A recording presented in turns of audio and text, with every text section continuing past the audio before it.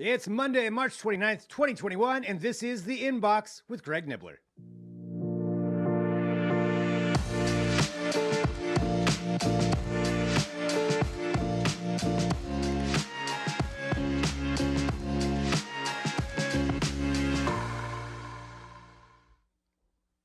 Hello, everyone. Thank you for joining us. It is indeed Monday. I am Greg Nibbler. This is The Inbox, and we are Two Bucks Media. All of those things are true statements. So please hit subscribe, follow, share, all of that. We appreciate it a lot. Whenever you're watching, wherever you're watching, however you're watching, it's really important. We've got some really good stuff here to talk about this morning to kick off the week. Some kind of big discussions that I think a lot of people are going to be having, not only this week, but the rest of the year, involving all kinds of things. So let's start it off with this. The announcement from New York that they are going to be having a vaccine passport rolling out. So we're going to explain that, what that means, how theirs is going to work, but also just the idea of vaccine passports in general, I think is a much bigger topic. And that's what I want to know from anybody who's watching, again, whenever, whether you're watching live right now, that'd be fantastic. If you want to drop in what you think about the idea of vaccine passports, for them, against them, let's kind of walk through what some of the big key points are here of this. So for New York, theirs is going to be called, let me get the name right, it's the Excelsior Pass. That's kind of a grand name for it. But what this would be doing is actually keeping track of whether or not you had a vaccine. You could also use it to have a recent negative test. You can have all kinds of information on there. The way it would work is it would go into your phone's wallet, whether it's Android or iOS, so it's all a digital application. And then in theory, you would walk into some place like, say, when you fly, when you scan your passport, you set it down on the barcode. It could be as simple as that, which is basically a QR code that it would be scanning saying, hey, you've had the vaccine or you received a negative test within however many hours they specify. That's also one of the things they said that way you could get around that is potentially printing out a QR code if somebody doesn't have a phone. That to me just seems like it's fraught with ways of how you could fake something. So that's a whole technical issue. We'll get into that part here in a minute.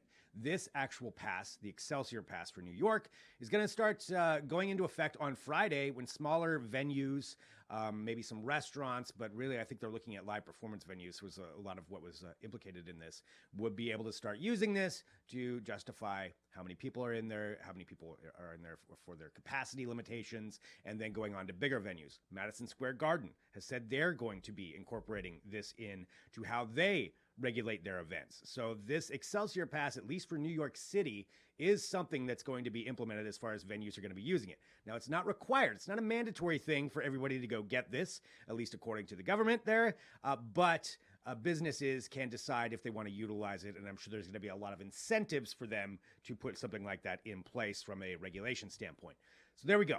That's kind of the basic synopsis of what's happening in New York. There's a couple other things I want to talk about with this, but before we go further, what do you think about this? How do you feel about the idea of a vaccine passport, saying that somebody did or did not get it in order to go into a venue? There's a lot of discussion about this. Some people are completely against it and don't want this at all. Other people are more concerned about the data, and that is a fair point. What kind of data is being stored on this? Because that's somebody's medical record.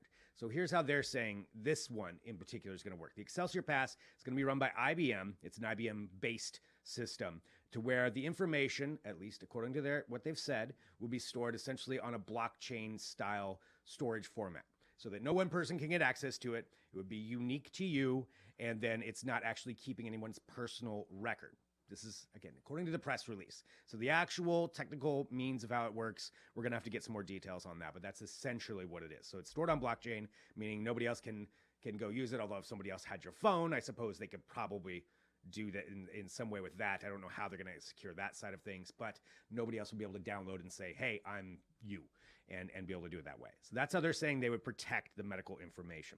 So this is just one app. There's a whole bunch of them that are being developed right now. There's some of the countries in Europe have already been utilizing various means of this, but here for the United States, there's at least 17 other companies that are working on making their own vaccine passports. And that's where this other side of the story comes in, where the Biden administration has said they are going to actually step in and try to figure out how to regulate this or put it all under one umbrella? How do you make this work from if you're going in one state to another state? There are so many things that would come into that, let alone just whether it would technically function, let alone with people would actually use it? How do you pass regulation in a whole bunch of different states? I mean, I think we've seen that not every state's going to agree with what the other state is going to be doing. So I just don't see how you can actually implement it nationwide in the United States. I don't see it actually happening. I can see it for airlines, certainly. That's something that's more of a federally regulated system. I could see that for airlines having this, in different municipalities, maybe different states. But to put it all of that one vaccine passport for the entire country, I just don't see anybody coming together and having that work. But that is what's happening right now. It's going to be a big discussion this year as we see things start to kind of open back up. And again, New York City, kind of a bellwether for a lot of that, how they're going to be handling it. Certainly something to look at for all of us. And this is where they are at right now. So that's what we've got. That's a lot of information I just kind of put out to you there, but it's a big discussion point that I think everybody's going to be having this week and beyond. And that's why I just wanted to give you the basic facts of where we're at with that. But that's New York with the Excelsior Pass. And that's starting on Friday, April 2nd. That's when I guess venues can start utilizing it. And again, all the technical functionality of that, I guess they supposedly have that worked out, but we'll see how it's implemented. I'm going to guess there's going to be a lot of problems that happen. Maybe not. I mean, IBM's backing it, so maybe it will work. There you go. A lot of details right there. I got another one of those topics coming up, but before we do that, let's do this. Let's talk about robots, because robots are fun or scary, depending on how you look at them. But this is Boston Dynamics, and they have released a brand new robot that they think that a lot of people are going to be utilizing in warehouses. So this one is called Stretch. So here it is. We've seen other kind of robots being used in warehouses and in industrial manufacturing and things like that. This one in particular, though, really what it does, it stacks boxes. That's how it works. It stacks boxes up. And there it is, stacking up, its terrifying counterpart, Boston Dynamics Spot robot. But what it would do is a couple of things, because in highly industrialized warehouses, this kind of robotics isn't really that new, but what this one could do is its maneuverability. That is why they're saying it's going to be used in a lot of places, because you can plop it down basically into any kind of warehouse setting. It's got all kinds of different ways that it can see, because it has what's called a perception mast.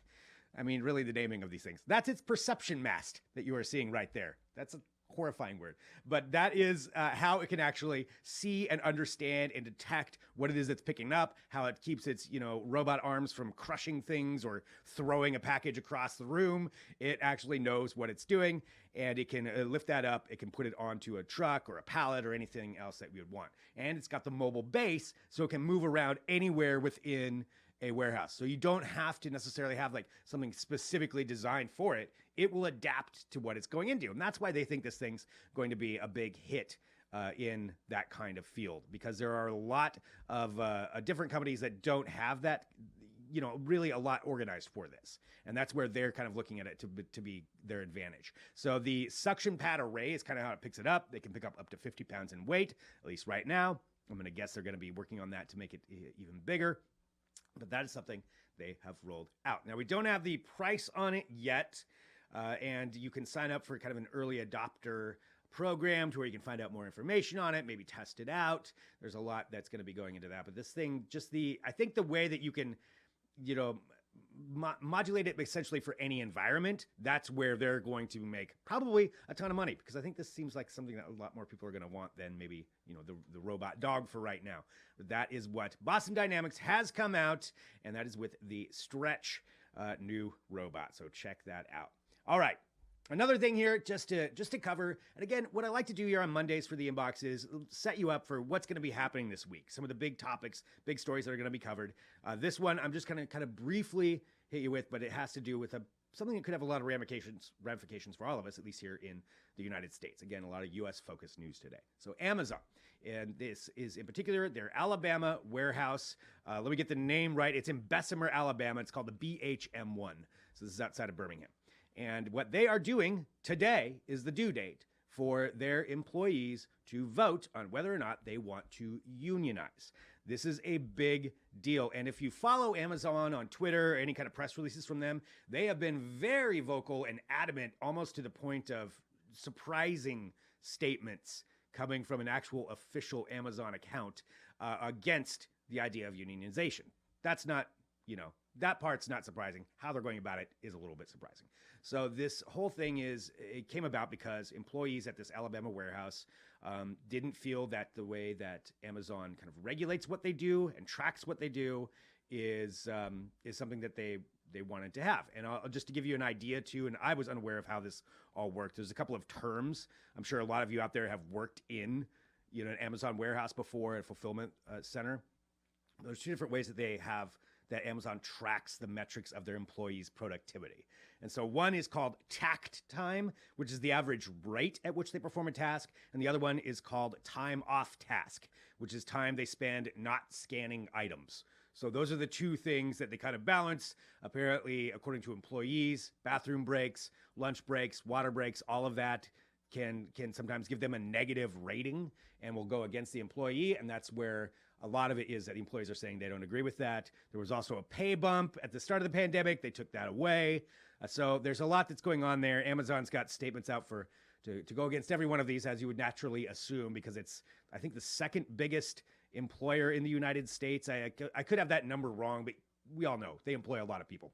So this unionization effort, certainly something that Amazon doesn't want. The vote counting starts tomorrow, because I believe the votes are in today. And so it may take a few days to find out. There's a few thousand people that are voting on this, but by the end of the week, we could have a determination. And if they do unionize, expect that to start happening all over the place with other Amazon warehouses. So the effects for us: pricing on items, how our items get shipped, how Amazon hires and fires people. I mean, and with that many people employed, it's a big, big deal. And depending on how it goes, it's also very hard to unionize a warehouse in a company like this and to get the votes. And Amazon's had all kinds of ways that they've been telling people not to. And whatever side of that issue you stand on, this is going to definitely have an effect on everyone, whether it passes or whether it doesn't pass. So something to look out for this week. You will hear more about that later on this week in wherever you are. This will definitely affect what you're doing. So Amazon in Alabama, this particular warehouse voting on unionization, something to know about. All right. Throwing a lot of info at you today.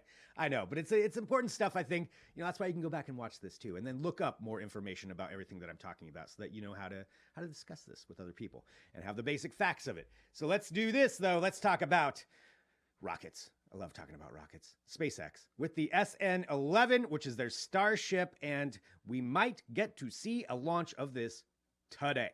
Today, maybe tomorrow. Depends on the weather. But Elon Musk even stated that today they're shooting for it, and actually there's a launch window for this. The weather may not cooperate, but tomorrow we may see it. So what is the SN11, you are asking? Well, you've probably seen the launch of the SN8, 9, 10, all of those. And these are the big, giant rockets. Nobody's on board, but the big, giant, basically test models of what will someday take people to the moon, around the moon, to Mars, and beyond. So the Starship is what we're talking about right here. And this, so far, has not been successful in launching up and completely landing without exploding, but they've had a lot of success in general. So they're going to send this one up. It'll go up about 10 kilometers into the air.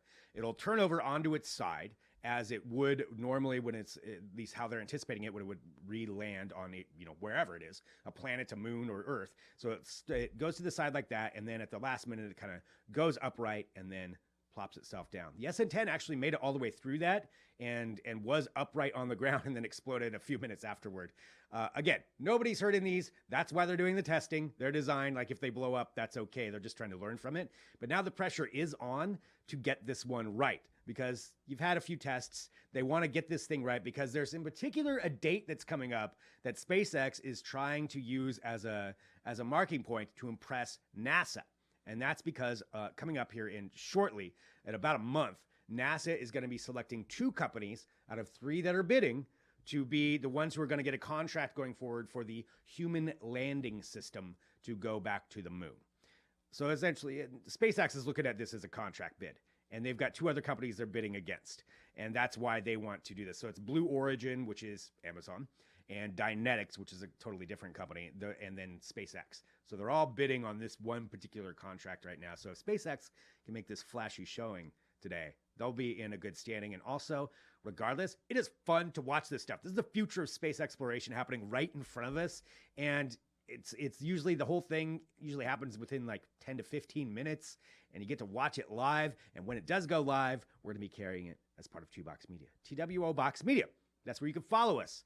YouTube, Twitter, Facebook, all those places. Hit subscribe, share, like, and that way we'll give you the notification when they go live. They don't give anybody really any heads up until it's a few minutes beforehand, so it'll be bam. And that's why subscribing, you'll get a ping on your phone, be like, oh, hey, cool. It's SpaceX is launching a rocket right now. Will it blow up? I don't know. Let's all watch it together. One of those things. Then you can watch the inbox too, and all of our other videos. We got a lot of stuff up on our YouTube channel. Like I said, on Twitter, Facebook. It's 2Box Media. And one more quick thing here for you too. If you are looking to do a live stream, or say you want to design a fancy new set for whatever you're doing, or maybe you've got a sales meeting and you want it to be a little bit better than a standard Zoom call, product unveiling, whatever it is, we can help you out with that too, because we're not just producing this show, we also help produce your shows. So let us know how we can help. You can always email us, info@2boxmedia.com. You can write me on Twitter @GregNibbler. You can, whatever it is, whether you agree, disagree with anything we're talking about. I do want to get some opinions today, so please leave your opinion on how you feel about the vaccine passport and everything else that we discussed, because I think it's big discussions that we're going to be having, not just today and this week, but this year, and just how we go forward as things transition to whatever's next. You know, hopefully it's all good. But that is something that we can all talk about. All right. Thank you, everybody. Thanks for being a part of this. Thanks for joining us. And again, we'll be back with another live show on Friday, but we'll have more videos this week that'll be going up.